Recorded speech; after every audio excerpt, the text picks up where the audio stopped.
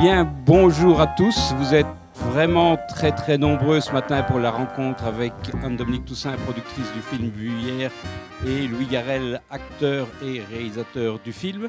Louis, rassurez-vous, nous rejoint dans 3-4 minutes. Il répond vite à 2 questions de la télévision corse et puis il nous rejoint pour le débat.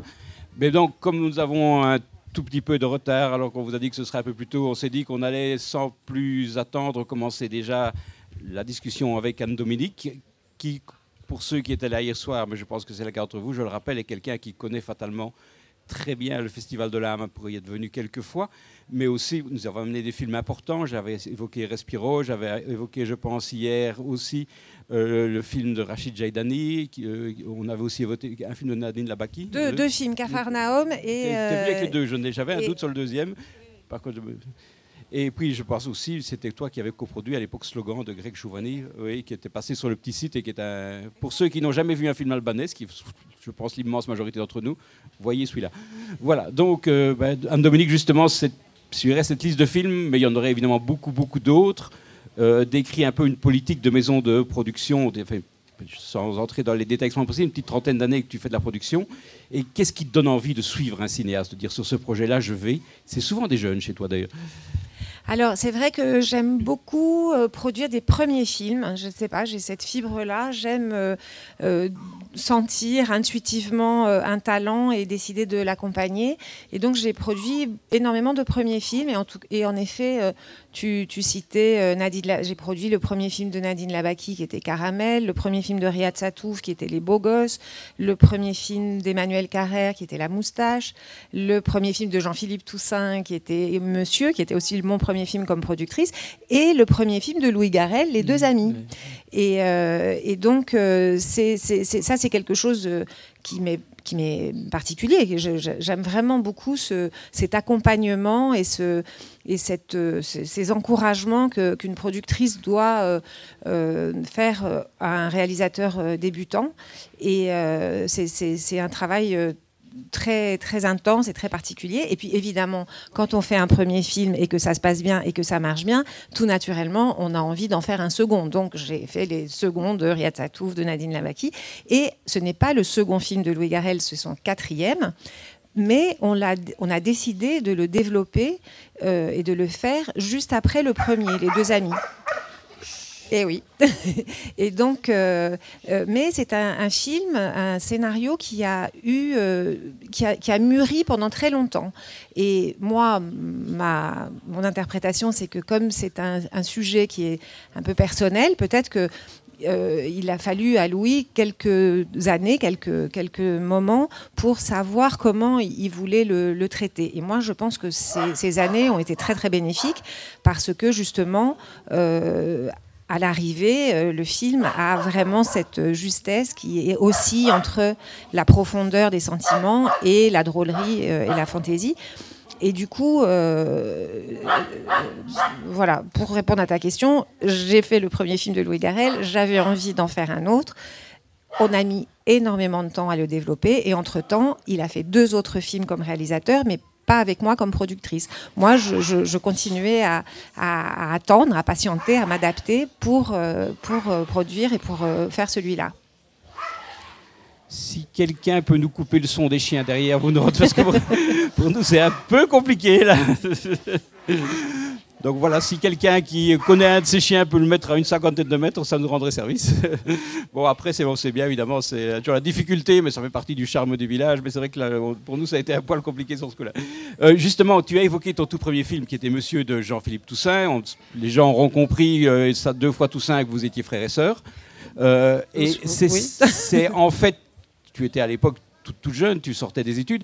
C'était parce que tu avais envie de produire un film de ton frère Non, alors ça, cette histoire, elle est charmante parce que moi, effectivement, j'ai fait des études d'histoire, des études universitaires. J'étais passé 1 an en Italie, à Bologne, où j'avais une bourse d'histoire médiévale à Bologne, sous la direction d'Umberto Eco. Donc, tout ça est très chic à raconter. Mais sur place, j'avais 20 ans et j'avais pas envie de continuer dans l'histoire médiévale et j'ai décidé, pour connaître des gens dans le cinéma à Rome, etc., de faire de la production. Et donc j'avais envie de devenir productrice de cinéma.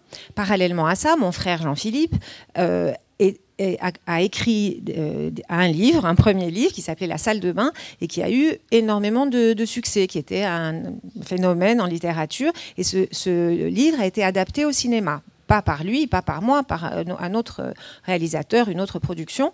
Mais ça a intéressé beaucoup Jean-Philippe, tout ce processus. Et donc, il a eu envie d'adapter son second livre, qui s'appelait Monsieur, justement. Et moi, pendant ce temps, pendant que lui, il écrivait des livres, moi, pendant ce temps, j'avais trouvé un producteur qui m'avait pris comme assistante. Et donc, on avait fait ce chemin en parallèle. Et un jour, voilà, Louis. Voilà, Louis, bonjour. On va vous passer un micro, Louis. Voilà, donc je finis juste mon histoire. Et un jour, mon frère m'a dit, écoute, toi, tu as envie de devenir productrice. Moi, j'ai envie de réaliser ce film. On l'a fait ni l'un ni l'autre. Allons-y ensemble. De toute façon, on est en famille, on risque pas grand-chose. Et donc, on a fait ce premier film, Monsieur. Effectivement, j'étais vraiment toute jeune. Mais ça s'est bien passé, ça m'a beaucoup plu. J'ai créé cette société en 1989. Et depuis, j'ai continué à produire des films. Voilà comment peut naître une carrière, tout à fait, effectivement, puisque la plupart d'entre vous connaissent Jean-Philippe Toussaint pour l'écrivain couronné de nombreux prix et de succès littéraires, mais c'est aussi, en tout cas en Belgique on le sait, un cinéaste qui a 4-5 longs métrages derrière lui, plus pas mal d'essais expérimentaux audiovisuels qui mériteraient vraiment d'être découverts. S'il y a un programmateur qui veut essayer une fois un petit focus intéressant dans un festival, je lui conseille ça. Bien, bonjour Louis. Bonjour à tous. J'espère que tout va bien, j'espère que vous avez passé une bonne soirée hier soir. Ah bah là oui, c'est fantastique, avec les montagnes là devant, j'ai l'impression d'être sur le toit de l'Everest. Donc je suis très content. Alors, on évoquait donc il y a quelques instants avec Dominique la manière dont vous vous êtes rencontrés, comment le film s'est fait. Alors, moi, il y a quelque chose qui, je trouve, très, très intéressant dans votre cinéma depuis les 4 films que vous avez réalisés, même Petit Ailleurs avant, c'est cette manière d'avoir toujours un ton qu'on reconnaît de film en film. D'ailleurs, vous appelez chaque fois votre personnage Abel, mais en même temps, de s'essayer chaque fois des genres différents. Vous avez un peu une envie d'arpenter des choses nouvelles à chaque film, à chaque univers? Ah oui, non, c'est mieux. C'est que je suis pas comme le... Je sais pas pourquoi je vais vous raconter une blague, là. C'est le père qui donne des cours de piano à son fils. Et puis le fils, au bout de 6 mois, il est là comme ça, ding, ding, ding, il touche toujours la même note. Et puis 2 mois plus tard, il y a le fils du voisin, il est à peine 3 semaines de cours que... Il se balade et tout, le père, il n'en peut plus, il dit, mais mon fils, ça fait 2 mois qu'il prend des cours, le voisin, il est sur tout le clavier, toi tu es là comme ça, ding, ding, ding. Et son fils, il dit, non, papa, le fils du voisin, il cherche encore, moi j'ai trouvé. Ah oui. Alors donc moi je cherche tout le temps, en espèce de... J'ai envie de changer tout le temps, mais d'ailleurs même à l'intérieur de ce film-là, le dernier film, quand les gens me disent, ah c'est bien, on passe d'un truc à l'autre, d'un coup c'est une espèce de comédie quasiment burlesque, puis après on passe à un film noir et tout, et c'est bien de changer. Oui, j'aurais bien aimé avoir un thème comme ça que je creuse, comme les cinéastes qui sont incroyablement précis, mais moi ce que j'aime bien c'est passer d'une... Je sais pas, le précédent, j'avais fait ça avec Jean-Claude Carrière, c'était un film sur l'écologie avec des enfants complètement fous. Puis avant, c'était une espèce de triangle amoureux à Paris. La prochaine fois, je sais pas, j'aimerais bien faire... Qu'est-ce que je pourrais faire? Un film muet ou je sais pas, non. Pourquoi pas? Ça peut amener aux Oscars. Ah oui, c'est vrai. Donc, et alors ici, donc, d'où est venue l'inspiration, l'idée de base de ce film, cette envie de parler des visiteurs de prison ou des gens qui interviennent en prison et qui finissent par passer un peu de l'autre côté de la barrière? C'est pas la première fois d'ailleurs, je pense, que vous vous intéressez à ce type de thématique. Pourquoi est-ce que vous avez eu envie de prendre ce personnage de Roche Dizem? Bon, ça c'est aussi un personnage canonique dans le cinéma, quelqu'un qui sort de prison et qui va c'est parce que c'est aussi une aventure. On a toujours envie de regarder des personnages qui sortent de l'ordinaire. Enfin moi en tout cas c'est toujours matière au picaresque. Et non, j'avais fait un premier film comme ça où c'était une femme qui sortait de prison. Et donc, mais c'est peut-être parce que quand on dit les gens disent c'est autobiographique, c'est parce que ma mère pendant 20 ans elle a animé des ateliers en prison de femmes, en prison d'hommes. Et donc je voyais, moi quand j'avais 10 ans, ma mère qui en avait 30, 35, se battre comme une folle pour rentrer à Fresnes, à la santé, avec le ministère de la Culture, pour mettre en place des projets. Et c'est vrai que le matin, quand je savais qu'elle allait rejoindre, parce que parfois c'était des gens qui avaient des peines lourdes, il y avait des assassins, il y avait des grands braqueurs de banques et tout ça, et je me disais, elle se retrouve au milieu d'eux, j'étais pas toujours rassuré. Et en même temps, ma mère est une femme très très belle, avec un charme incroyable, je me disais, bon voilà, c'est original d'avoir une mère qui fait des trucs courageux, quoi. Et à la fois, je pense que c'est né chez elle au tout départ je crois que c'est via Jean Genet, qui est un grand écrivain qui a été en prison et qui a beaucoup parlé de ça dans ses pièces et tout ça. Et donc voilà, quand j'étais petit, il y avait du monde à la maison, des gens qui sortaient de prison, qui venaient, bon, qui y retournaient, après qui revenaient. Et puis après, il y avait des chanteurs, des artistes. C'était un espèce de monde folklorique. Je me suis dit, voilà, bon, je le connais en fait, ce monde très très bien. Donc en me disant, au départ, l'idée du film, c'est de faire un film de braquage, parce que j'avais envie d'essayer ce genre-là, parce que c'est un genre très ludique pour le spectateur aussi, comment on prépare un braquage, la manière comment on le prépare avant, et ensuite, comme les spectateurs ils sont au courant de ce qui va se passer, on est aussi très amusé d'être avec quelqu'un. Alors là, c'est le chauffeur du camion qui lui sait rien du tout. On est amusé d'être complice, en fait. On devient complice avec eux, et même on a envie qu'ils réussissent. Donc on devient, d'une certaine manière, des repris de justice. Nous, les spectateurs aussi, parce qu'ils veulent que ça réussisse. Le coup, tiens, tout d'un coup, ils sont passés de citoyens honnêtes à citoyens malhonnêtes. Donc ça, c'est... Et puis voilà, donc j'ai brodé ça. C'est-à-dire que je ne voulais pas, quand j'étais plus jeune, j'aimais bien les films. Je trouvais que les films qui n'avaient pas trait à la biographie du metteur en scène étaient des faux films. Je me disais, mais si je regarde un film et puis que ça n'est pas arrivé dans la vie, je vais pas m'en réjouir, j'en ai rien à fiche, c'est du cinéma, c'était bidon. Donc j'aimais bien, alors évidemment j'adorais les films de Maurice Piron, beaucoup de films comme ça. Et puis petit à petit, j'ai aimé les gens qui imaginent, simplement. Enfin, il n'y avait pas besoin de faire un film autobiographique pour que ça soit un vrai film. Et donc là, celui-là, par exemple, je n'avais pas du tout envie de faire une chronique, parce que cette histoire m'est arrivée. Donc ma mère s'est mariée en prison quand j'avais 17 ans, et j'ai pas pu y assister parce que j'en avais pas 18, mais j'allais pas faire une chronique naturaliste, parce qu'en plus, généralement, quand on fait des films sur sa mère, il faut faire attention pour pas devenir trop pathos. Parce que ça peut devenir pathos, un film sur sa mère. On est là, maman, je t'aime, maman extraordinaire. Et donc j'ai dit, il faut vite que je romance et que je fictionne, et donc que je prenne des genres de cinéma très... comment on appelle ça, très, très, très codé, et que je mélange tout ça, tout le rapport d'un fils à sa mère, à l'intérieur d'un film de braquage, à l'intérieur d'une comédie romantique, et voilà, c'est comme ça. J'ai répondu trop longtemps à la question? Ah non, pas du tout. Moi, plus vous parlez longtemps, moi je parle, donc c'est... Oui, je comprends. Et puis j'ai reçu plein de questions cette année-ci, en plus, via les applications, donc voilà, nous avons la matière. Mais juste une petite observation, vous avez joué l'Astragale d'après le roman d'Albertine Sarrazin, qui raconte aussi une sortie de prison. Ça, c'est ma mère qui l'avait mis en scène, mais vous jouiez dedans, autant que je me souvienne. Elle m'a demandé de faire une participation, c'était ma mère, je ne pouvais pas refuser. Je n'avais pas lui dire le rôle est trop petit. Donc je suis venu et j'ai vraiment fait un photographe dans le film, et c'est vraiment très court. Mais en tout cas, si vous m'avez vu, ça veut dire que j'ai réussi mon... Je vous ai vu sur IMDb hier, je me suis dit, mais il était où dans le film? Bah voilà, exactement. Mais donc voilà, c'est vrai qu'on voit que tous ces fils finissent par se tisser. Alors, vous avez quelque chose dont je vous remercie à titre personnel, parce que moi, Merci la vie, 1, 2, 3 soleils sont des films magnifiques. Vous avez refait un rôle fantastique à Anouk Grimbert, qu'on ne voyait plus beaucoup. Qu'est-ce qui vous a poussé à aller vers elle?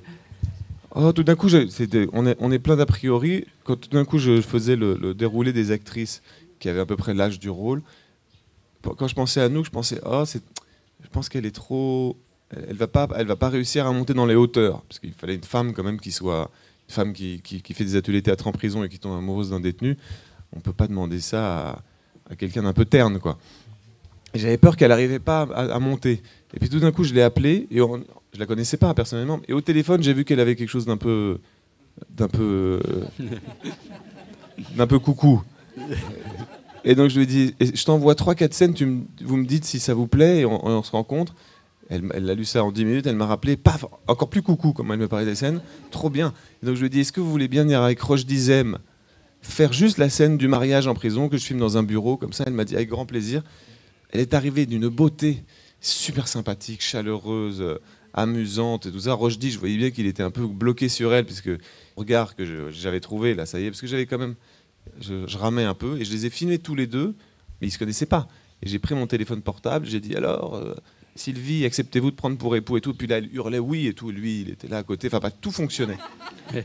Tout était très bien, et donc c'est surtout le couple Roche Dizem, Anouk Grimbert, lui très grand, elle toute petite, qui le regarde vraiment comme ça, et lui qui le regarde en bas. Je sais pas, tout d'un coup ils étaient attachants, quoi. Je sais pas, j'imagine que vous aussi ça vous fait le même effet. C'est-à-dire qu'on est là, on est à la fois un peu inquiet pour elle, et en même temps on la comprend, quoi. Enfin les femmes en tout cas, j'imagine que ou certains hommes, mais en tout cas il y avait quelque chose qui, comme une usine nucléaire qui fonctionnait de manière autonome entre eux, donc j'avais plus rien à faire comme metteur en scène. J'avais l'impression de les espionner, parce qu'en fait quand un couple est réussi, il donne cette impression-là quand ils jouent ensemble, qu'on les espionne et qu'on est voyeur. Un couple qui fonctionne pas, on se dit mais ils arrêtent de jouer pour nous comme ça, c'est pas possible ou quoi. Et ça devient obscène, il y a un truc qui fonctionne pas. Et donc là c'était vraiment ça, je regardais par le trou de la serrure. Et là, ça m'a guidé une question un peu technique. En fait, à partir de quel moment, quand un réalisateur est en train de faire son casting, et c'est la question vaut pour tous les deux, on en parle avec le producteur ou la productrice en disant je pense que c'est eux qui seraient bien. Est-ce qu'on fait des essais d'abord? Comment est-ce qu'on se met d'accord sur les choix? Je vais répondre en premier parce que justement j'aurais témoigné du moment où Louis a reçu Anouk et Rochdy et qu'il les a filmés, mais de ce moment-là il m'a dit ça y est, on cherche plus, c'est bon. Donc c'est vrai que c'était une évidence. Et voilà. Et à ce moment-là, tu demandes à voir ou pas du tout? Bien sûr, je demande à voir. Je serais très curieuse de voir, mais c'est comme ça. Et quand c'est une évidence pour le metteur en scène, c'est hyper rassurant pour la productrice. Et donc, mais vraiment, je témoigne de ça parce que je me souviens très très bien de ce moment et où. Mais au bout de 30 secondes, pour Louis, c'était une évidence totale de les voir fonctionner tous les deux ensemble. Parce que je crois que c'est la dernière partie. Il y a le scénario. Où, franchement, on a bûché sur le scénario. Je suis quand même encore hier, j'étais vraiment content. Là, toute la fin, le braquage et tout. On a bûché pendant plusieurs années, des heures entières à discuter. Il y a le script, et puis tout d'un coup, une autre écriture qui devient aussi importante que le scénario lui-même, c'est quand les acteurs arrivent avec ce qu'ils transportent malgré eux ou de ce que ça va raconter en plus dans le film. Et c'est 50% en plus. Donc le casting, c'est quasiment le plus important. Il faut avoir un très bon script, ça c'est sûr. Il faut avoir, pour que ça se déroule et que le film avance, qu'il ne stagne pas comme une vieille flaque. Mais en tout cas, les acteurs, quand ils arrivent avec un autre récit, quand ils se mettent les uns par rapport aux autres. Là, on se disait, mais Rochdy l'aime, mais pourquoi il est avec elle? Elle est avec lui, mais est-ce qu'elle se rend bien compte de ce qu'elle fait? Enfin, je sais pas, c'est comme si il y avait une autre histoire qui se racontait. Justement, dans ces questions de casting et d'interprétation, il y a une autre question que vous devez sûrement entendre souvent. Vous êtes acteur et réalisateur. Donc, la personne nous dit c'est un double jeu sans doute difficile. Comment faites-vous pour vous auto-diriger? Comment est-ce que... En fait, le fait que je connais si bien le script depuis le début, avec toutes ces modifications, en fait, je suis comme un acteur super entraîné. Parce que je le connais très très bien. J'ai lu 15 milliards de fois les scènes, je les ai lues à haute voix avec les scénaristes, à haute voix tout seul. Donc en fait, bizarrement, c'est pas... Puis en plus, quand on me pose la question, je dis bien non, c'est un double plaisir en fait. C'est que j'ai le plaisir de mettre en scène le film, et puis j'ai le plaisir aussi parfois de jouer. Donc en fait, c'est pas une difficulté, vraiment.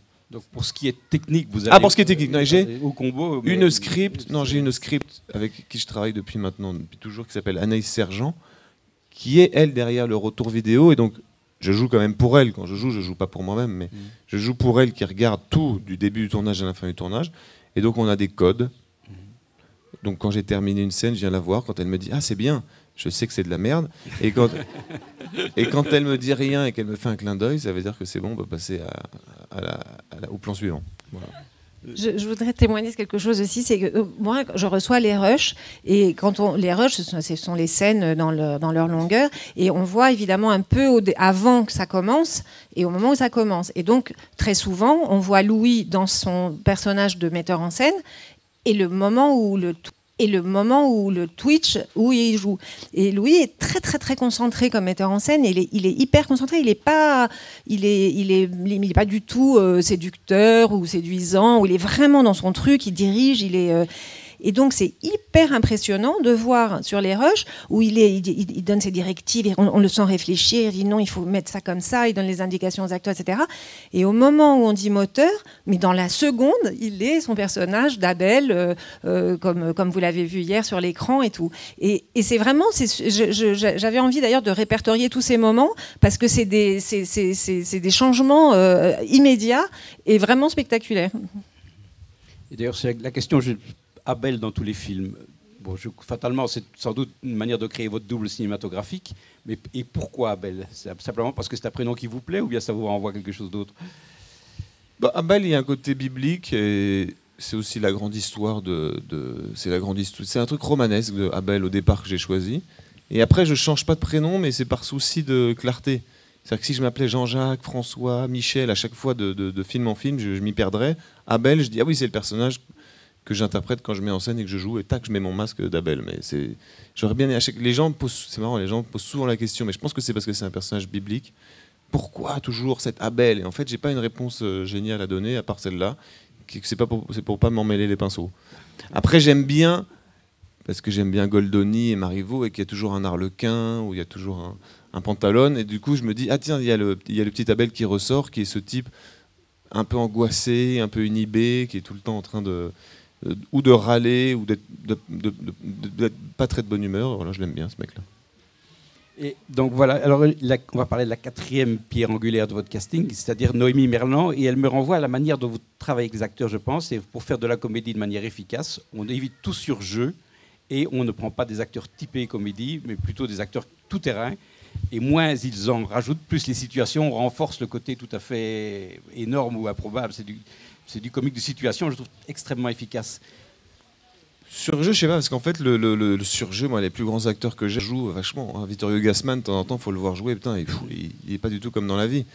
Mais en tout cas, non. Les situations étant très très données, Noémie avait pas du tout l'habitude de faire ça. Noémie, je l'ai rencontrée dans un avion une fois par hasard. Elle est venue juste qu'on se filme tous les deux. J'ai vu aucune autre actrice. J'ai dit c'est bien, on dirait un frère et une sœur.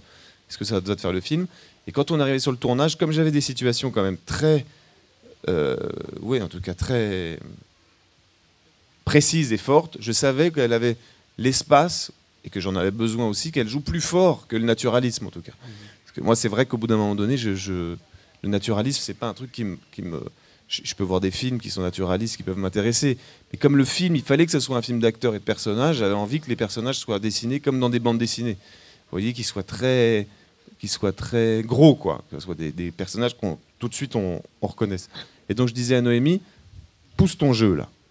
Joue plus fort. Et donc elle me disait, mais t'es sûr, j'ai jamais fait ça, attends, sinon je me tapais un bide et tout. Et je lui disais, mais non, tu vas pas te taper un bide. Au fond, je me disais, ça se trouve, qu'est-ce qu'il y a de plus? Je disais à Noémie, vas-y. Et en fait, elle vole la vedette. Des fois, elle est tellement incroyablement forte, je sais pas, parce qu'elle est pas du tout comme ça dans la vie. Dans la vie, elle est complètement, elle est low-key, on pourrait dire, je sais pas, elle est en sourdine. Là, tout d'un coup, elle s'est mise à jouer, à fabriquer un personnage, et ça, c'était très beau parce que c'était la première fois qu'elle le faisait. Donc, elle le faisait aussi.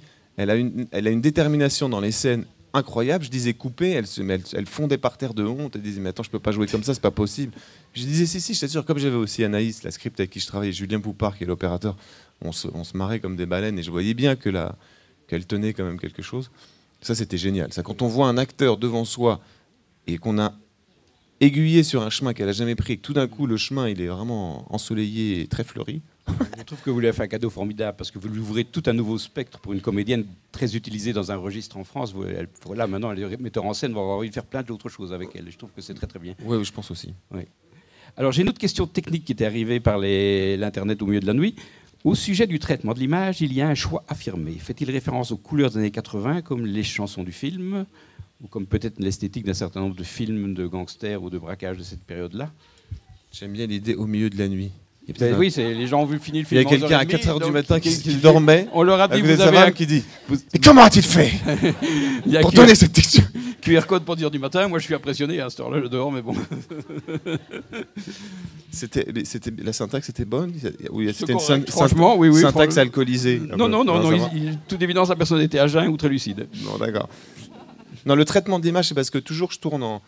Enfin, j'ai fait quoi, des courts-métrages, des moyens-métrages, un moyen-métrage et 2 films que j'avais fait en 35 mm parce que tout d'un coup, je préférais, quoi. Je trouvais ça plus beau, j'arrivais plus à faire Il était une fois, comme c'est toujours des Il était une fois, les films que j'ai fait, à part le précédent, là, qui était vraiment un film en direct avec les gosses qui veulent voler des trucs pour se sauver du changement climatique, là. Et cette fois-ci, j'ai dit à Julien Poupard, bon, on fait le film en 35. Anne-Dominique, elle m'a dit, quoi? Alors j'ai dit, attends, parce que c'est rare de faire un film en pellicule. J'ai dit non, j'ai dit rien, j'ai dit on va en 1935. Hein, et puis ensuite, et j'ai dit à Julien Poupard, il faut le faire en 35 mm. Enfin, je me suis renseigné pour faire la moitié en numérique, la moitié en 35 mm. Et tout ça. Et j'ai dit à Julien Poupard, bon, faisons des essais quand même, comme un casting. On fait un casting d'une caméra ancienne et d'une pellicule ancienne, et un caméra que je méprisais un peu, de Sony. Enfin bon, je me disais, c'est japonais qui font des caméras, c'est pas des caméras, c'est des espèces de trucs on dit même plus moteur, on appuie sur un bouton comme un téléphone, ça me déprimait. Et en fait, les essais étaient meilleurs en numérique qu'en... Et ensuite, à Julien, je lui ai dit, donne-moi quand même une texture à l'image. Et donc, il a fait des préparatifs avec un étalonneur, et ça m'allait très bien. Mais je dois dire que c'est la première fois que je tourne ailleurs que Paris, qui est une ville que j'adore, voilà, dans laquelle j'ai grandi. Je trouve qu'on fait toujours... Genre, on a toujours intérêt à faire des choses qu'on connaît, donc Paris, je connaissais. Donc, je suis parti à Lyon, que j'avais connu quand j'avais tourné une pièce avec de Marivaux, d'ailleurs. Et tout d'un coup, Lyon est vraiment une ville très très belle, enfin son centre historique. Et donc on a cette espèce de texture un peu des années 80. Et je ne sais pas vraiment à quoi c'est dû, parce que c'était pas mes références. Je disais pas, on va faire. Je crois que c'est la bande son qui donne ça. Ça a inspiré tout le monde. Quand j'ai dit Herbert Léonard, tout le monde était à fond avec Herbert Léonard. Les gens écoutaient ça sur le plateau, donc ça a donné une espèce d'atmosphère au film. Mais en premier lieu, c'était quand même pour imiter le 35 mm.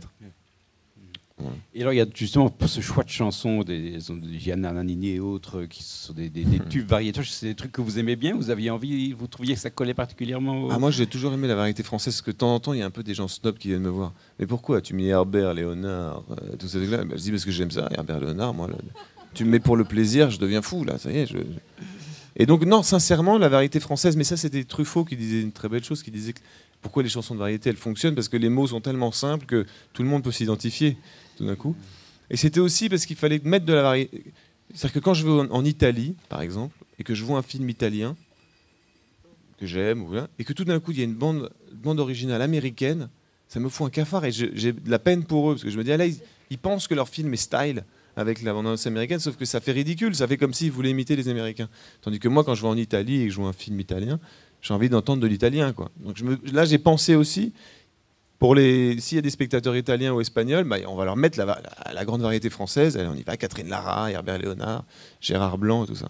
Et c'est aussi parce que le film baigne dans l'esprit enfin, dans l'univers de la mer. Bon, en fait, la vérité, c'est qu'Herbert Léonard, ma mère écoutait ça quand j'étais petit, je l'ai eu pour le plaisir dans la tête tout le temps, donc c'était bien d'ouvrir ce film avec ça. Bien, bah écoutez, moi des questions, j'en ai encore plein, mais je suppose que si vous êtes venus si nombreux, c'est que vous aussi vous aviez des questions ou des observations, des remarques dont vous vouliez faire part au producteur comme au réalisateur, à l'acteur. Donc voilà, je vous écoute. Souvent c'est la première question la plus difficile à poser, mais n'ayez pas peur. Parlez fort parce que ça va être difficile de circuler entre les chaises vu le nombre. Oui. Et ta mère, qu'est-ce qu'elle a dit? Ah, ma mère. Est-ce qu'elle l'a vu d'abord? Non, ma mère, elle est venue à Cannes le voir, donc elle était derrière moi. Et en fait, comment on a fait une projection, ils m'ont dit on va projeter le film le jour de l'anniversaire du festival. J'ai dit d'accord, très bien. Et puis en fait, il y avait tout. Et Thierry Frémaux, il a sorti une feuille et tout d'un coup, sur scène, il a dit bon, on va pas faire comme l'année dernière, enfin comme les 70 ans. Allez, on vient tous sur scène, on fait une photo. Et là, il a appelé, mais quand je vous dis Cronenberg, les frères Dardenne, mais Guillermo del Toro, je me dis mais c'est un cauchemar. Parce qu'après, je savais que passait mon film. Allez, viens, je sais plus, il y avait Nicole Kidman, Isabelle Huppert, Juliette Binoche. Mais je me disais, mais quand est-ce que ça va s'arrêter? Après, Louis, viens sur scène. Ça. Énorme photo. Et il m'a dit, bon, bah maintenant c'est bon, on va voir le film de Louis maintenant. Alors Louis, t'as un truc à dire? Il me donne le micro devant tout le monde. Je dis, d'accord, qu'est-ce que je dis? Et après, je me dis, enfin, je descends, je vais me rasseoir pour décompresser. Et là, je me retourne et je vois ma mère juste derrière moi. Donc j'avais ma mère et tout le derrière, et donc j'étais vraiment pris au piège. Non, je crois que ça lui a... Mais elle m'a dit, mais non, elle est à la sortie du film, elle m'a dit, mais tu as souffert ou quoi? J'ai dit, mais attends, tout va bien, tout va bien, regarde, on a fait un film, les gens rigolent. Donc ça va. Bien, oui madame.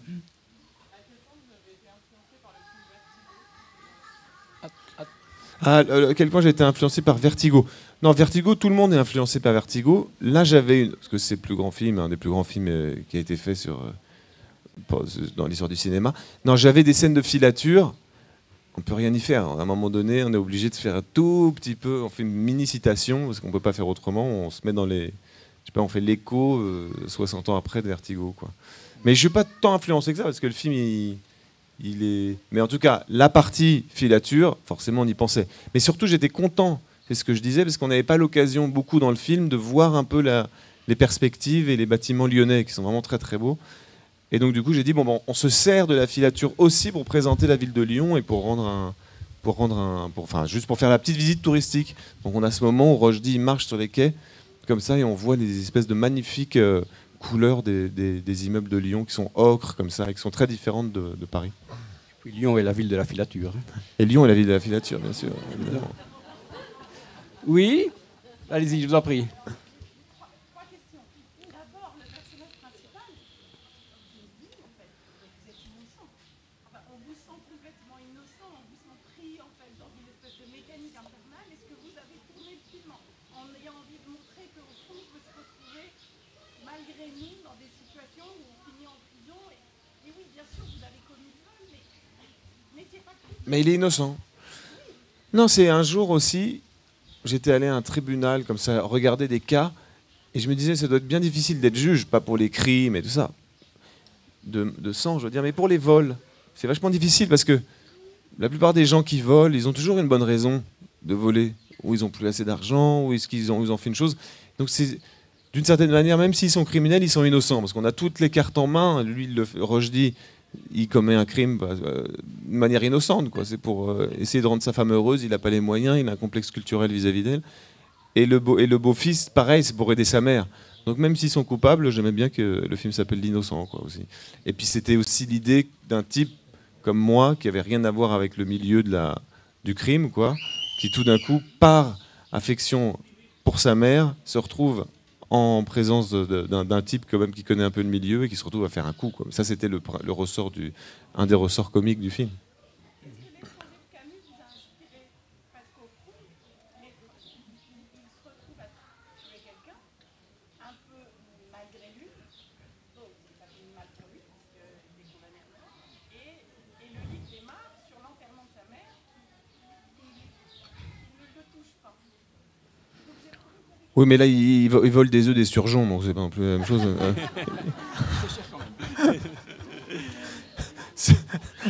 Donc, dans L'étranger de Camus, j'y ai pas pensé du tout à celui-là. Oui, madame. Pourquoi Lyon?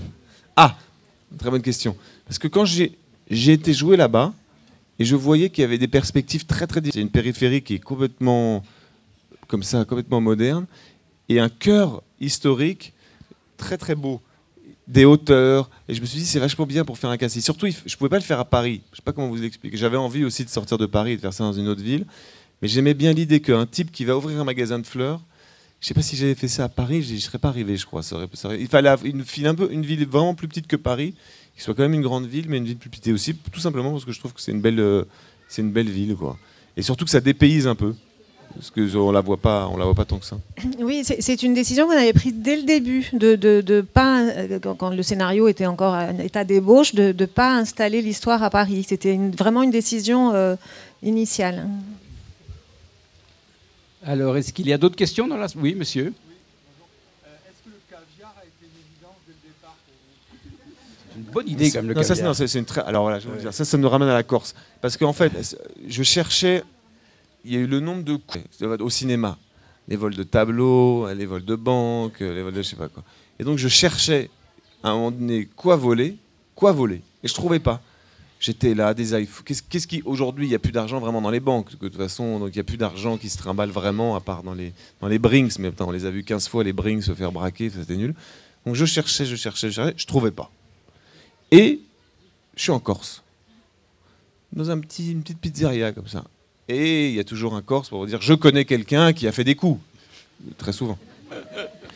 Sans offenser les Corses, évidemment, mais quand même. Il y a toujours quelqu'un qui connaît quelqu'un qui a fait un coup. Bon. Et là, je mange une pizza et je parle avec quelqu'un et je lui raconte le problème que j'ai. Parce que j'ai consulté même des anciens truands, tout ça, mais il me disait aujourd'hui, putain, qu'est-ce qu'il y a à voler, franchement, des iPhones. Les iPhones, c'est pas cinégénique, quoi. On passe notre temps, d'ailleurs, quand on fait des films, à éviter de filmer la petite pomme, la croquer, parce que tout le monde la voit dans la journée, on va pas la voir en plus au cinéma, c'est chiant, j'aime pas ça. Et il m'a dit, hey, il avait volé un camion de caviar. J'ai dit, Mazette, quelle bonne idée. Et en fait, j'avais jamais entendu cette histoire-là au cinéma. Un camion de caviar, alors que, dans la réalité, mais il ne faut pas le dire trop fort, je suis ensuite allé voir des vendeurs de caviar. Innocemment, en achetant 5-20 grammes, je leur posais des questions. Je leur disais, mais dites-moi une chose. Il est magnifique ce caviar, il vient d'où? C'est d'Oubelouga. Mais quand vous le transportez, quand il arrive dans votre magasin, il arrive par combien? Oh, au moins, chaque mois, 300, 400 kilos. Je dis, putain, mais 400 kilos de caviar, c'est énorme. Et puis au fur et à mesure des questions, il commençait un peu à me dire, mais pourquoi vous me posez ces questions-là? Je dis, mais non, je ne mange pas de ce pain-là, bien évidemment. Et ce qui est formidable, c'est que le caviar n'arrive pas à sécuriser. Et j'ai rebondi sur une autre histoire qui était qu'à Paris, dans la bourgeoisie, on se repasse toujours, l'air un peu comme ça, un peu coquin. Je connais un Iranien qui a du caviar sauvage iranien, extraordinaire. Appelle-le de ma part, si tu veux, il te fera la boîte pas chère. Et dans la bourgeoisie, les gens se refilent les numéros des caviars. Mais je me suis dit, mais en fait, ce caviar-là, c'est la boîte qui est iranienne, mais en fait, c'est du caviar français, de Bordeaux, ou je sais pas quoi. Et donc, je me suis dit, tiens, je vais pouvoir raconter les Iraniens aussi. Alors, c'est une toute petite incursion dans le film, parce Abel, quand il est derrière la vitrine bleue et qu'il écoute, ils sont en train de discuter avec 2 Iraniens. Et comme moi, j'étais très lié avec des Iraniens par Jean-Claude Carrière, parce que j'étais très ami avec lui, je me disais, je vais pouvoir raconter un peu d'Iran dans le film, ça me faisait rire. Alors, d'autres questions? Donc, je suis arrivé au caviar de manière... C'était long. Pour trouver le bon... De toute façon, en fait, ce qui était rigolo, c'est que je pense que tous les voleurs, ils essaient de trouver le bon coup. Ça met du temps à trouver un bon filon, un truc. Moi, j'étais pareil, du coup, j'étais content. Non, le plus drôle, c'était Jean-Claude Carrière, c'était à la fin de sa vie, il avait lu mon scénario, parce qu'il ne l'a pas écrit avec moi. Et à la scène du cimetière, quand j'ai rendez-vous avec le type pour lui donner la cargaison, il m'a dit, là, tu mets un petit chat qui va lécher ses chaussures avec du caviar. Donc, je me suis dit, génial, Jean-Claude, ok, je le fais. Alors, ça, il y a l'idée marrante qu'on se dit avec Jean-Claude, et après, il faut la mettre en place. Il faut faire venir 2 mois plus tôt un mec qui élève des chats, qui est un éleveur de chats de cinéma. Je lui montre la scène. Il me dit, ok, bougez pas, il va jamais bouffer du caviar. Ça lui plaira pas, le petit chat, on va galérer, je vais lui faire des œufs de lompe, parce que c'est noir, et puis ça sera dans la nuit, tout ça. Donc, il a élevé pendant 1 mois le petit chat à manger des œufs de lompe. Au début, il aimait pas ça, il y a pris goût, le petit chat. Il est 2h du matin, on est à Lyon, il fait moins 4 degrés. Le type arrive et dit, putain, l'entraînement du petit chat, je peux t'assurer que c'est très bon. Et là, il aime bien les œufs de lompe. Le petit chat arrive. Il fait nuit, mon éclairage, il est très loin. J'avais prévu le coup, je m'étais mis des chaussettes blanches, parce qu'il fallait que les perles se voient. Mais là, le petit chat, il mange comme il veut. Il se met devant la caméra et il commence à lécher. Mais plus il commence à manger, je me dis, il va plus avoir faim. Attendez, virez-moi ce petit chat. Donc le petit chat, on reprend le petit chat. Et on essaie de trouver un angle. Donc en fait, j'étais, je sais pas, dans une position tellement aberrante, complètement comme ça, parce qu'il fallait que la caméra le voie. Alors que le plan... Bonjour! La camionnette du boulanger. Ah, c'est le boulanger. Et du coup, peut-être il aime bien le caviar, il a entendu caviar. Et du coup, hier soir, j'ai regardé le plan, je dis, il dure quoi, 4 secondes? Putain, nous a pris un temps de malade à faire ce plan de petit chat. Merci Jean-Claude Carrière, sympa avec ton idée. Voilà pourquoi le cinéma coûte cher parfois. Oui, messieurs, vous aviez une question. Peut-être à la productrice, en fait, moi je suis un peu néophyte, je sais qu'a priori vous financez sur tout le film, j'imagine, mais quel est le lien, parce que vous dites parfois, voilà, on s'est mis d'accord sur ça, et nous on était OK. Quel est le lien et comment ça se passe exactement entre productrice et metteur en scène? Vous avez votre mot à dire, j'imagine, mais jusqu'où, comment ça se passe? Alors oui, c'est une longue histoire de comment ça se passe entre Moi, je pense que le lien entre le réalisateur et la productrice, c'est très important dans le sens où ce sont les 2 personnes qui accompagnent le film du début, depuis le moment où le réalisateur a dans la tête un petit embryon d'idée de film qu'il a envie de faire, jusqu'à aujourd'hui. Et c'est le seul, parce que le réalisateur est très entouré pour faire un film à chaque stade. Il écrit avec un scénariste, ensuite il y a toute l'équipe technique qui l'entoure, qui l'accompagne, qui le crée.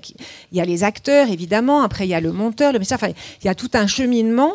Mais la productrice est là à tous les stades. Et donc, je pense, il y a énormément de choses à dire sur ce sujet, mais moi, ce que je pense, c'est qu'il y a une idée fondamentale au début, au moment où le projet naît, que le producteur doit tenir d'une certaine manière. C'est-à-dire comme une espèce de garant de ce que doit être le film tout au long. Parce que c'est un long cheminement très fourni pour le réalisateur, avec énormément de choses, énormément de décisions à prendre, de collaborateurs. Et du coup, je vis ça, moi, comme une espèce de garant de l'idée initiale. Indépendamment du travail, effectivement, de financement, d'accompagnement, etc. Mais voilà. Alors, est-ce qu'il y a d'autres questions, Oui, madame? Moi, je voudrais que vous évoquiez la scène du théâtre, enfin, quand il répète, et que vous parliez du triomphe qui est là, extraordinaire. Comment Ah oui. Jean-Claude Poteau. Il dit toujours amigo et il s'appelle Poteau, ça c'est très rigolo. Parce que dans la vie, il dit toujours, mais pas de problème, amigo. Non, Jean-Claude Poteau, ça c'est une bonne question parce que ça c'était. Je voulais que Rochdy il soit accompagné par quelqu'un. De temps en temps, moi j'aime bien quand il y a des amateurs, quand il n'y a pas des acteurs professionnels, parce qu'ils ramènent. Attends, c'est toi qui es amateur aujourd'hui là, attends. Ici, Allô, allô. Non, ça y est, j'ai fait. Non, c'est bon. Et en fait, Jean-Claude Poteau, je l'ai rencontré par l'intermédiaire d'un ami. Donc en fait, c'est un acteur, enfin c'est un homme qui a fait 25 ans de prison, et il ne se le cache pas d'ailleurs, et qui a fait 15 ans de cavale. C'est-à-dire qu'il a été en cavale en Allemagne, il avait ouvert un restaurant sous un faux nom, tout ça, il s'est fait rattraper. Donc il a écrit une bande dessinée avec un dessinateur et un scénariste, et il a adapté sa vie. Donc c'est un type, on pourrait dire, du milieu. Et moi, je l'ai rencontré tout à fait par hasard, et je l'ai sollicité au début pour avoir des renseignements quand je cherchais le coup préalablement. Là. Donc on avait déjeuné avec lui, il était tout super sympathique, super marrant. Et à un moment donné, j'ai dit, mais pourquoi je ne lui demanderais pas de faire le complice de Michel? Donc pour ça, il fallait que je le voie et que je vois s'il est capable. Moi, je pensais je voyais qu'il était capable de jouer très bien, très rapidement. Moi, ça, je suis assez sûr de moi là-dessus. Je vois quand quelqu'un qui n'est pas acteur peut arriver à être aussi expressif qu'un acteur. Parce qu'il y a des amateurs qui arrivent qui sont tellement expressifs parfois qu'ils arrivent au niveau de Michel Simon, quoi, parce ils oublient complètement qui sont en train de jouer. Donc je le convoque et je lui dis, écoute, est-ce que ça te va de peut-être jouer dans le film? Donc il vient au rendez-vous avec un homme qui me dit, je te présente Philippe, qui est le plus long détenu de France, 33 ans en prison. Putain la vache. Donc moi j'étais assis à côté d'eux, quoi, qu'ils avaient un CV assez massif comme ça. Et donc je voulais pas qu'il lise le scénario, qu'il s'embête. Je lui résume un peu avec le scénario sur le dos. Je dis, tu vois, dans cette scène il se passe ça, le début, il y a la mère qui lui dit, voilà, j'ai rencontré quelqu'un. Ah, il me dit, ouais, je comprends, amigo, pas de problème, amigo. On avance. On commence à lire les scènes où il a du texte. Il dit, ouais, pas de problème, amigo, je connais bien, t'inquiète pas, ça c'est parfait, ouais, ok. On avance. Et là, on arrive au moment où il comprend que son personnage va trahir son copain. Et là, d'un geste, mais d'un mépris total, il ferme le scénario et dit, laisse tomber, amigo, je le ferai pas, ça. Hein. Et je dis, mais pourquoi? Non, mais je le ferai pas. Non, mais laisse tomber. Il commence à s'offenser que je lui propose un rôle de traître. Il se lève, il va boire un café au comptoir et son copain me regarde, qui était resté 33 ans en prison. Il m'a dit, laisse tomber, amigo, ça, il le fera pas. Alors je dis, mais attends, mais pourquoi? Et je me dis, putain, c'est raté carrément, c'est râpé, il le fera pas. Alors qu'il était vraiment bon pendant la lecture. Je me disais, c'est bon, il a tout compris, il est fort, je le vois tout de suite. Et il me dit, mais moi j'ai travaillé toute ma vie pour avoir une réputation, pour être quelqu'un de fiable quand on m'appelle. Tu crois que je vais niquer ma vie à cause de ton film? Je dis, mais attends, mais tu vas pas niquer ta vie. Les gens, ils savent que c'est une fausse histoire. Non, mais attends, tu as entendu ce que je t'ai dit? 45 ans. Parce qu'en fait, les types d'un certain milieu, pas dans la voyoucratie, pas dans la voyoucratie où les gens travaillent seuls, mais dans le crime, quand même assez haut, où il faut qu'ils travaillent en bande.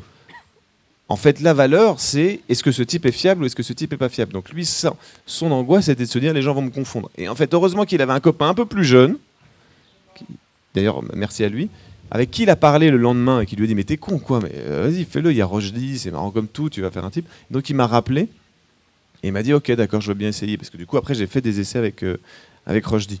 Et donc sur le tournage, ça c'était super marrant parce que j'avais un conseiller technique et un acteur. Parce que dès que j'avais un trou, je dis putain, comment est-ce qu'on fait ce truc-là? Il venait, et tout ça, c'était super. Et c'est lui aussi on était à Lyon, qui m'a présenté des anciens copains à lui de Lyon. Donc parmi ceux qui ont des cagoules, il y en a aussi qui sont là. Mais tout était super. Donc un jour, j'ai fait une répétition. Parce que ce qui a nécessité beaucoup de travail, c'est l'espace géographique cette espèce de restaurant d'autoroute qui était très vaste. Tous nos camions qui sont posés, ils sont à nous. C'est nous qui les avons posés. Donc il fallait que je les pose d'une certaine manière pour que cinématographiquement l'avance fonctionne, que ça fonctionne. Mais de temps en temps, j'avais quelques problèmes. Donc j'ai dit, tiens, je vais faire une répétition avec des types du milieu qui savent de quoi ils parlent. On a fait une petite maquette et je leur ai dit, allez-y, montrez-moi, qu'est-ce que vous feriez?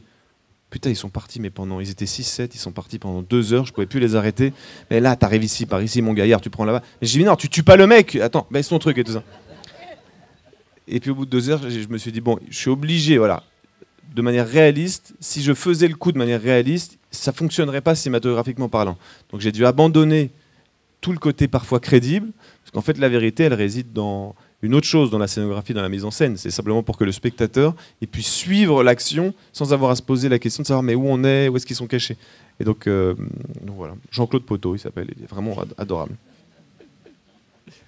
Alors, d'autres questions encore, d'autres remarques ou d'autres observations pour nos invités? Pourquoi l'aquarium? Oui, l'aquarium qui est quand même une belle trouvaille aussi. peut-être que l'aquarium, je me suis dit ça hier soir, j'en étais peut-être pas conscient, peut-être que tout l'aquarium, la mise en place, au-delà du fait que c'est très cinégénique et que j'aime beaucoup ça, le fait d'avoir Putain, il faut que je te dise le bon mot, parce qu'entre-temps, j'ai rencontré des gens d'aquarium qui ont... C'est pas animateur culturel, parce que moi, je pensais qu'on disait océanographe, ou je sais pas quand on est... Et il y a un nom, je l'ai oublié, désolé. Bon, c'est comme on dit pas gardien de prison, on dit surveillant. Parce que là, ils m'ont dit, on garde les vaches, on surveille des hommes. Donc ça, c'était un des acteurs qui jouent dans le film. Peut-être que tout l'aquarium est fait pour un plan, les pingouins avec le caviar sous la neige. Là. C'est peut-être ça, voilà. Ça, j'étais vraiment... Ça, je voulais ça.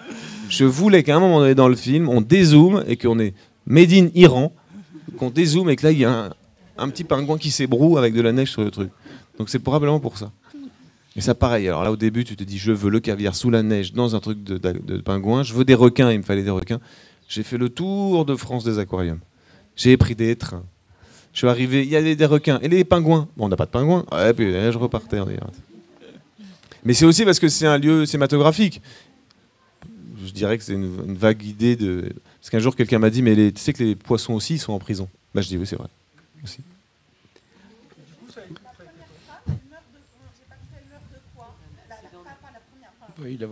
T'en m'angoissez pas. Est-ce que vous avez compris de quoi elle mourait, la première femme, ou pas? D'un accident de voiture. Et en plus, c'est moi qui conduisais. Merci, putain, vous m'avez angoissé. Culpabilité. Non, c'est dit. J'essaie, quand je fais un film, je me dis, s'il y a un truc que les gens ne comprennent pas, je fais une crise d'épilepsie carrément. Là, sous le platane, à la main, il y avait quelqu'un qui convulsait en 2 secondes. Alors, il y avait une autre question devant, monsieur, je pense. Ah, non, ça c'est aussi épique. Je vais à l'aquarium de Paris, ça marche pas. Je commence à faire les aquariums de... Je sais plus, à Lyon, non, à Lyon surtout, ça marche pas. On peut pas tourner dedans, trop compliqué. En plus, il y avait pas de pingouins, Trop compliqué. En plus, pour faire certes, peut-être je pourrais faire les requins de Lyon et puis les pingouins de La Roche-sur, je sais plus comment. Et puis d'un coup, on me dit va à Boulogne-sur-Mer. Tu arrives à Boulogne-sur-Mer, à Nausicaa, mais extraordinaire. Et là, il y avait le directeur, la dame qui s'occupe de la communication. Elle me dit on va vous faire le tour de Boulogne-sur-Mer. En 2 secondes, tu sens que ça va fonctionner. Je dis, mais il y a des pingouins, Elle me dit, oui, les pingouins à la fin de la visite. Extraordinaire aquarium. Il y avait un bassin aux requins, aux raies, manta, aux tortues, immense comme du cinémascope en 2,35. Je me dis, mais je vais tout faire là-dedans, c'est magnifique. Ils me font le tour de tout. Et ensuite, au bout de 1h30 de visite, ils me disent, voilà, vous avez vu l'aquarium. Je dis, bah, écoutez, si vous nous laissez tourner ici, ça tombe parfaitement, on est en travaux à l'époque de votre tournage, vous aurez l'aquarium pour vous. Je dis, écoutez... Ils disent, on a un problème. Vous êtes à Boulogne-sur-Mer ici. Vous allez tourner votre film à Lyon. Si vous tournez ici, les gens vont penser que notre aquarium qui nous coûte un blé maximum, les gens vont penser qu'il est à Lyon.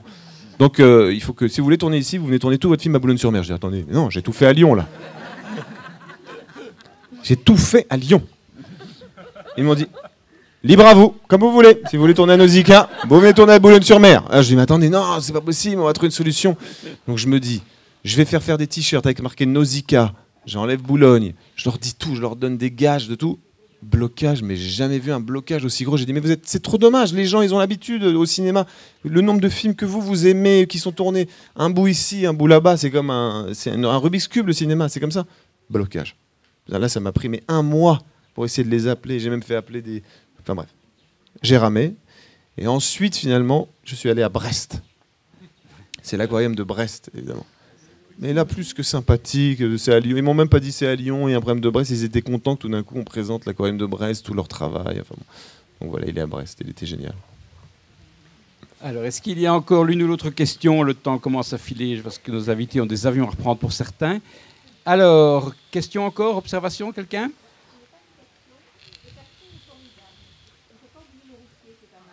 Comment? Le routier. Ah, le routier est fantastique. Il est de Lyon. Il est un type qui fait du one-man show, et donc c'est la directrice de casting, Laura, qui est de Lyon, qui un jour me le présente. Ma scène n'était pas encore en place quand il a passé les essais, mais je voyais que quand il écoutait, imparable. Imparable. Et moi, je suis acteur, je sais que c'est un des trucs les plus difficiles à faire, d'avoir une caméra en gros plan sur soi, et d'écouter, et de faire exister le groupe qui est en face, imparable. Donc j'ai mis beaucoup de temps, parce que je savais que la scène fonctionnait aussi avec ce personnage-là et l'acteur qui devait l'interpréter. Mais il l'a fait, mais des fois, je pouvais même plus m'arrêter de rigoler. Sur le tournage, quand il regardait, j'avais l'impression, je disais, mais il le fait vraiment, quoi, c'est pas possible. Donc ça, c'est un acteur de Lyon, il est vraiment génial. Bien. Encore des questions? Yanis Kebab, voilà, il s'appelle. Yanis Kebab. Votre prochain projet, puisque généralement on clôture par cette question-là, vous allez faire l'acteur dans l'immédiat, on va vous voir bientôt, ou bien vous avez déjà en train de préparer une autre? Ah oui, non, vous allez me voir en Chéreau, dans le film de Valérie Oui. Brunet Tedeschi qui s'appelle Les Oui. Amandiers, Oui. qui se passe dans les années 80 d'ailleurs aussi. Et non, j'ai fait Louis XIII dans Les Trois Mousquetaires. Voilà, j'ai fait Et- le roi.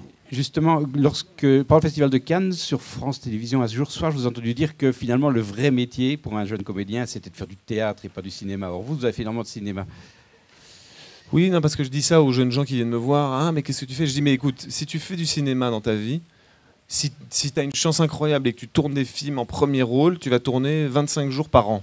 Ça va pas te faire une vie. Tandis que si tu fais du théâtre, c'est plus rythmé quand même. Tu vois, tu vas avoir une vraie vie. Acteur de cinéma, je disais pas ça, non, je disais c'est pas un métier.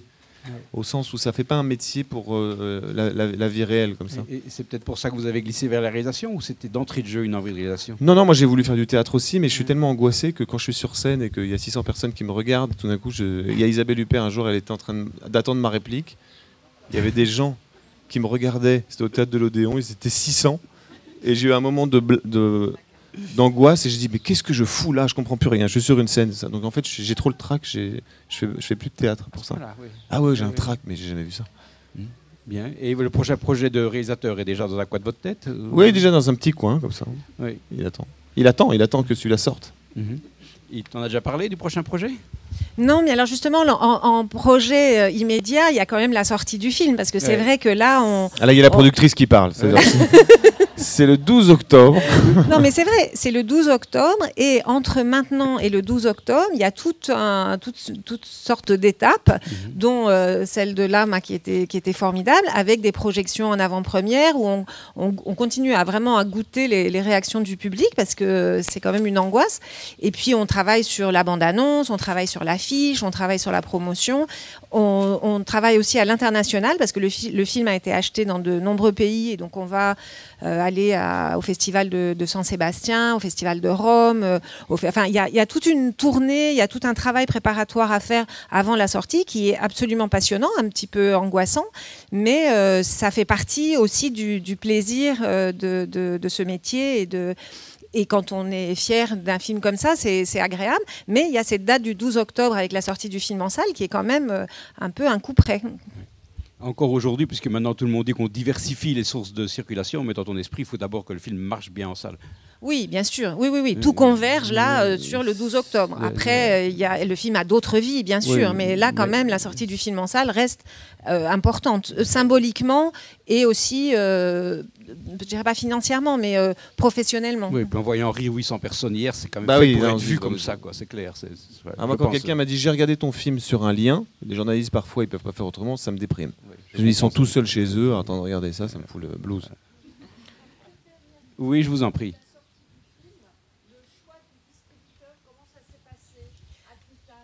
Alors, le choix du distributeur se fait en amont. Là, vraiment, maintenant, en l'état actuel de la production, on doit trouver le distributeur avant même que le film soit tourné. Parce que les autres financiers attendent de savoir qui va distribuer le film. Ça leur donne une idée de comment il sera exposé. Donc, bien avant que le film soit tourné, donc sur scénario, on s'est en fait naturellement tourné vers Ad Vitam parce que les 3 autres films de Louis ont été distribués par Ad Vitam, donc il y avait un lien naturel, et comme Alexandra Enochberg, la distributrice, a tout de suite adhéré au projet et a eu envie de faire partie de cette aventure, c'était assez naturel comme choix. Quel est tout le monde est corse ici à peu près Non. Ils habitent tous à Paris 11e, dis donc. Il y a même un certain nombre de Belges. Ah bon, d'accord. Donc personne peut me dire quel est le pardon, cinéma... alors on va à Namur aussi. Non, mais on fait l'ouverture du festival de Namur. Bon, aussi, c'est moi qui l'a fait aussi. Dominique Toussaint est belge, vous l'avez pu le remarquer. Non, donc personne peut me dire quel est le cinéma que vous adorez, que j'appelle la distributrice et je dis mais c'est celui-là dans lequel il faut l'aller en Corse. Corse. Le Régent à Bastia, oui. Le Régent, ok, merci. Le studio, d'accord, le studio et le Régent.